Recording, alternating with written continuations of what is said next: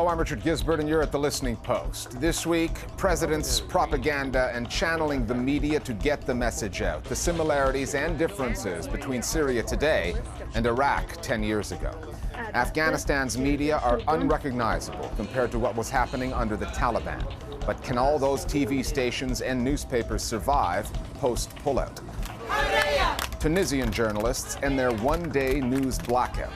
And 12 years after 9/11, a new World Trade Center rises over Manhattan. That's our web video of the week. As the crisis in Syria deepens, the diplomatic battle outside the country being fought out in the global media intensifies.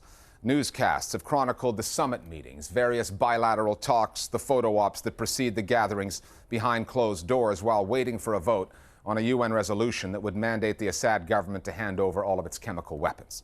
Both sides in this geopolitical tug-of-war have reached deep into their media arsenals as politicians and their proxies have pushed their particular agendas.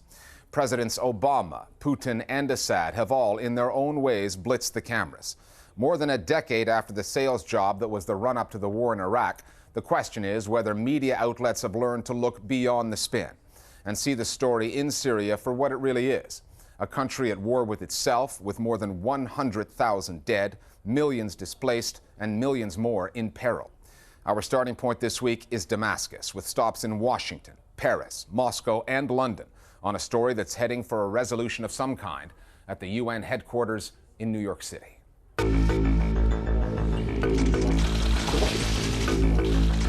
Syria is a diplomatic battle and a media battle. The media strategies that we've seen so far are extremely cynical. You had a media machine swirling out of control, and then you had a generally pretty high level of ignorance in the media themselves. A binding commitment. The media battle is as crucial to the war efforts in all directions as the bombs and the bullets.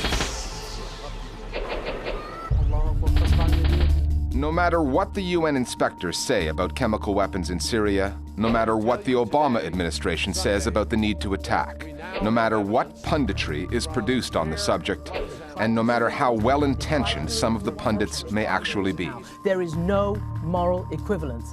The road to Damascus runs through the hell that was Baghdad. What the inspection showed was there were no weapons of mass destruction in Iraq, and the Bush administration decided to go ahead with the war anyway. We have the opposite situation in Syria, where it is absolutely clear now, after the UN report, that there are weapons of mass destruction. But precisely because of the experience of Iraq, it really doesn't matter to people. They just don't want to get into a war. The U.S. government is widely understood, even by news media flacking for the Bush administration at the time, to have been lying. A lot of people remember that the President of the United States a dozen years ago was saying, hey, trust me. The Iraqi regime could launch a biological or chemical attack in as little as 45 minutes. But the net effect is that people do have a bit of memory, despite the Orwellian characteristics of a lot of U.S. news media. And frankly, more and more Americans are tired of being lied into war. As the various heads of state took to the airwaves along with their foreign ministers to make their respective cases, there was something ironic and anachronistic in the result. That in this age of mass electronic media and great political communicators, like the one in the White House, the masterstroke came from the Kremlin, which effectively schooled the competition when it went old school, through an op-ed piece in the New York Times, written, the byline would have us believe, by Vladimir Putin. That was really a breakthrough. This was one major move that kind of changed the whole thing. Americans are not used for Russians using America's instruments, like publishing a newspaper article in a leading newspaper. His major argument was, hello guys, we won this war in the middle of the 20th century. We established Security Council as a way to keep peace on earth. So why are you trying to dismantle it? Putin's op-ed in the New York Times was perfectly timed, and it also was very deftly written, and it hit a lot of key points of concern to the American people. Now, clearly, Putin is an autocrat. He doesn't seem to care about democracy except to crush it in his own country. And yet, his position about Syria and the Middle East in general is far more consistent in terms of international law and standards than what's been coming out of the White House. And I think the article is spectacularly well written. So at least what we know from now on, President Putin has access to at least one good English language writer. And maybe he should use this power of writing in English more often than he does.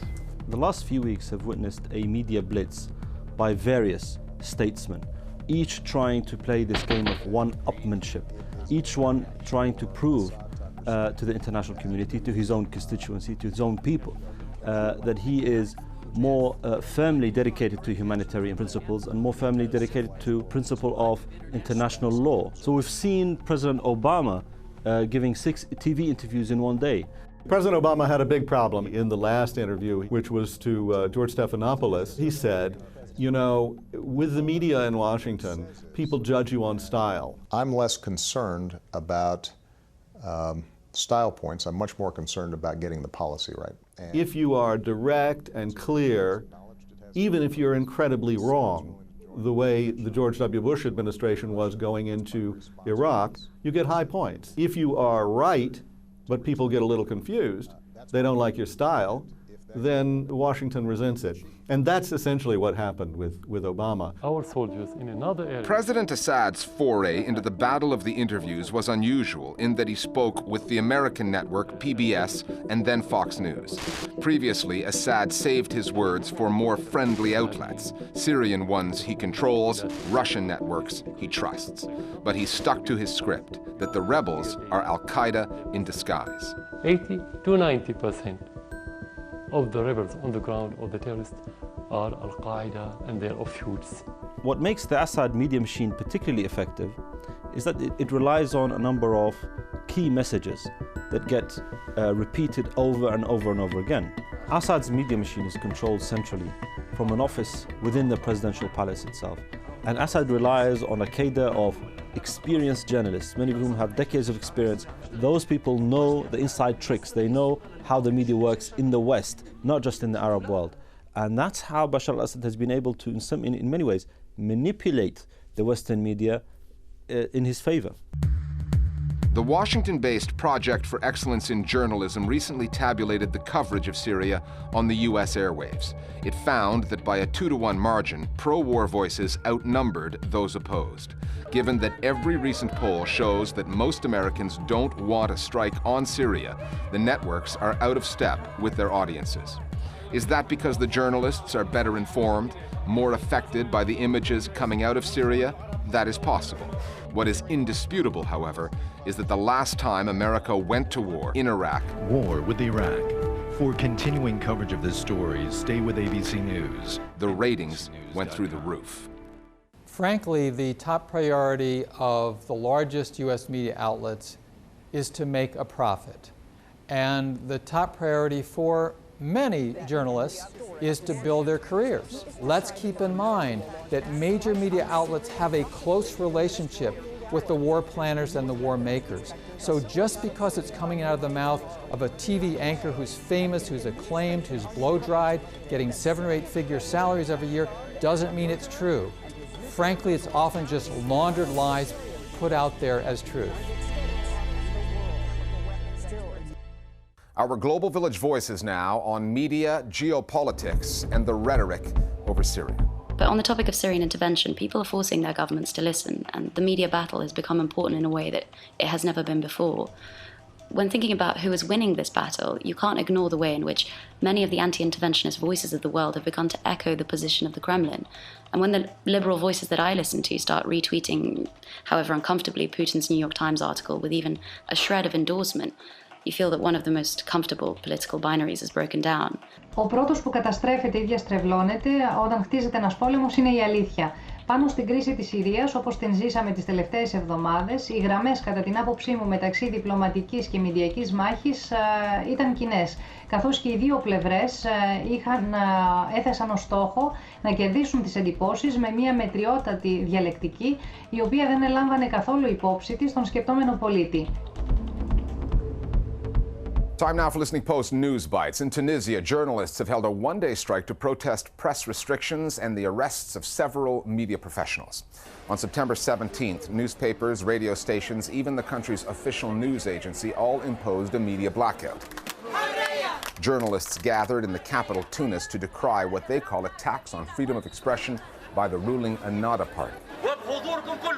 The strike was triggered by the arrest of journalist Ziad El-Henni a few days earlier. El-Henni accused a public prosecutor of fabricating evidence against a cameraman who filmed an egg-throwing attack on a government minister last month. The cameraman, Mourad Meherzi, spent 3 weeks in custody before being bailed. The president of Tunisia's National Union of Journalists, Najiba Amrouni, who called for the strike, said, "We insist on the importance of freedom of expression, but the government insists on putting its hand on the media. The authorities want to turn our media outlets into propaganda mouthpieces to cover up for their failed policies."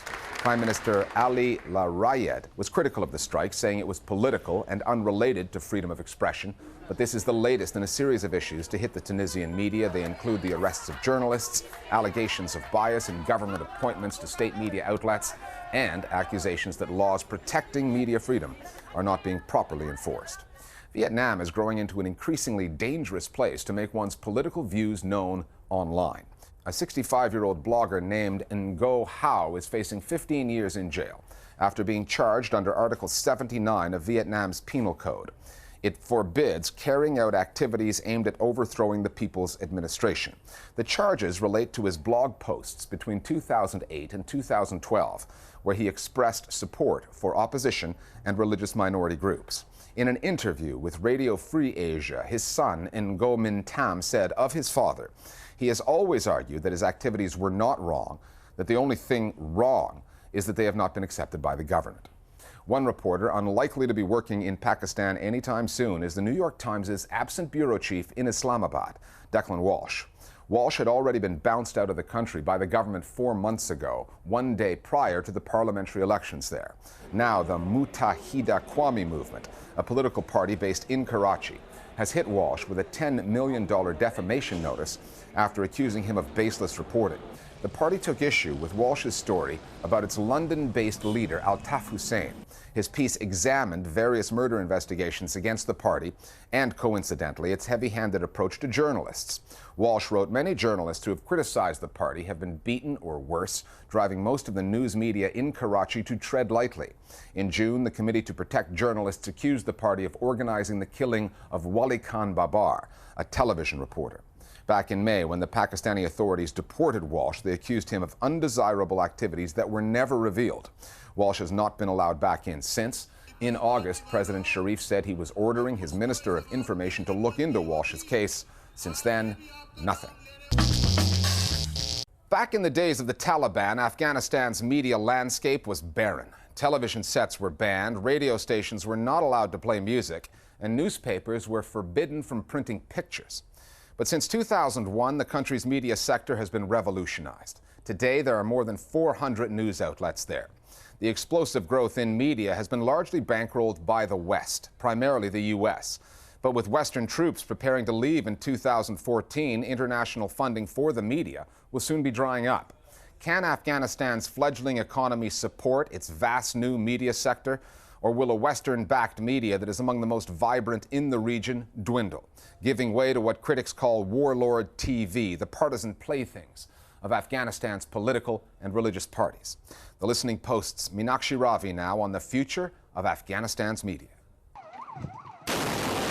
Overseas now to Afghanistan, and a stark reminder tonight of the human cost of war. We want to update you on a breaking story that we're bringing to you out of Afghanistan. Over a decade of war, the news from Afghanistan has been unrelentingly grim. However, one of the few success stories to come out of the country has been the news business itself. There's been a revolution in Afghanistan's media sector in the past 10 years, and it hasn't happened by accident. Western governments and institutions realized early on that media could play a significant role in terms of facilitating social change in this country, and also to open up the world to Afghans. The media informs, it entertains, to a large extent allows people to let off steam. People can hold institutions and individuals accountable. It plays the role of many things in a country like this. You know, Western governments may have made a lot of mistakes. Helping the media has been, I think one of the big success stories. After the Taliban were gone, Afghanistan went through a difficult period. At the Bonn conference in December 2001, an international agreement was signed mandating that the people of Afghanistan must be helped. Support for media outlets was also included. If the international community had not extended financial assistance, then we would have never had the type of media we have today. Najiba Ayubi does what was unthinkable under the Taliban. She's a woman heading a media network. It's called the Kilid Group. It consists of 3 magazines and 8 radio stations, supported by money from the US and the European Union. When a US-led coalition drove the Taliban out of power in 2001, there were no television channels in Afghanistan, just 1 radio station and a handful of newspapers, all of them under government control. A little more than a decade later, there are nearly 80 television stations, 300 plus newspapers, and another 170 radio outlets. Donors' role is quite significant in setting up the media sector in Afghanistan. I think one has to pay tribute to their role in setting up such a vibrant, strong media sector in Afghanistan from almost nothing. But there is quite a lot of donor dependency as a result of donor funding in the media market. USAID is the American government's primary agency for administering civilian foreign aid. According to research carried out by the Center for International Media Assistance, between 2002 and 2011, the agency spent $65 million on Afghanistan's media industry. Hundreds of millions of dollars more were spent by the State Department and the Pentagon. In 2010, the US Embassy in Kabul was allocated another $183 million to spend on new media projects that would, quote, expand media engagement, build communication capacity of the Afghan people and government, and counter extremist voices that recruit, mislead, and exploit, unquote. All of this begs the question, is international funding for a free press in Afghanistan reserved for those who take their editorial orders from the West? As someone who has been working in this field in Afghanistan for the past 10 or 11 years, I never sensed from the donors anything that would indicate their influence or their sway in editorial. I did not sense this. If I were to ever do so, then I would never accept funds from that donor. From where we stand, there have been no demands made as far as our editorial lines are concerned. And to be honest with you, that's something that would be crossing the red line. We wouldn't certainly accept that. But you know, we do share similar aspirations. Our policies, to a large extent, reflect what the US and others would like to see in Afghanistan. So on those issues, we're on the same wavelength. Some media outlets received the majority of Western help, while other outlets did not receive any form of assistance. Aid should be given according to the specific policy of each channel. When we at INA TV broadcast about freedom of speech and talk about democracy, the rights of the people, these are things that are accepted in international and Western society. When we talk about things that are accepted in the West here, we must be helped. Faridun Ilham is the CEO of INA TV, a channel owned by General Dostum, once a notorious warlord who is now a political leader. It's one of a number of warlord TV stations that are run by powerful political and ethnic leaders and used to promote personal agendas. As one Afghan journalist told Foreign Policy magazine, you can't be a self-respecting warlord these days and not have your own television station. There are certain strongmen who, buy a television station or set one up from scratch. A, maybe because it's a sort of a vanity project, they feel good that they have a television station. B, to defend themselves. They believe that if they ever come under attack from a government institution, from the Attorney General's office, that they could actually defend themselves using this television station. In Afghanistan, there is poverty and illiteracy. The benefit of having a TV station for political parties and leaders is to put across the aims and policies of their parties to their people through broadcast media. The stations collectively have about 2% of the market share in the country. So in terms of following and in terms of audience shares, it's not really big. But they do have the ability to incite.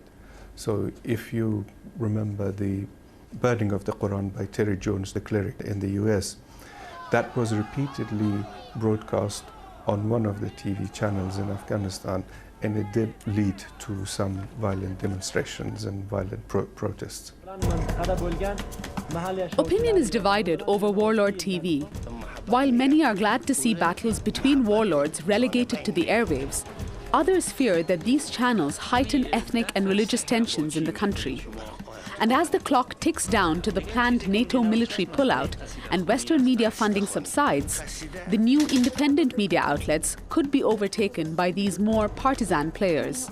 The future for some of the smaller Western-backed outlets is looking bleak. Some of these television and radio stations cannot sustain themselves. They shouldn't be able to sustain themselves because they're not managed well enough. They don't try to go and get advertising money.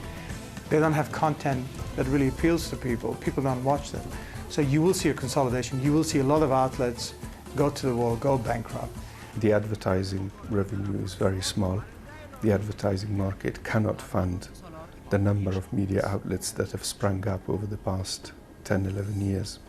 The only other alternative would probably be funding from sources that would want to co-opt media organizations, that would want to manipulate them. As international troops begin withdrawing from Afghanistan, the ramifications are already being felt in politics, security, and the media. The numerous channels, the newly trained young journalists, the opportunities for free speech are all vulnerable. NATO's war here may be ending soon, but the struggle for domination of Afghanistan's media space has only just begun. More Global Village voices now on the future of the media in Afghanistan. The independent media in Afghanistan will not survive without financial support from the international community. The only media that survives post-2014 will be the media that belong to the warlords, power brokers, and sub-government entities, which will not be able to support the democracy, to support the people's voices, and to support the social societies in the country. Television stations, of course, are increasingly important, but we have to remember that they still are relatively inaccessible for a lot of the population. Newspapers can do some very high-quality journalism. There's been investigations, for example, recently by the newspaper 8 AM into issues like land grabs, which have been really in-depth pieces of work, which have done investigations that other parts of the media don't seem to have been able to do. Finally, this month marked the 12th anniversary of the 9/11 attacks. And to commemorate the event, EarthCam, a U.S. tech firm, has released a time-lapse video showing the construction of the new One World Trade Center building in Manhattan.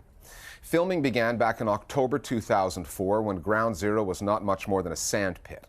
We see the rise over what Americans consider hallowed ground of the 104-story skyscraper that is scheduled for completion in early 2014.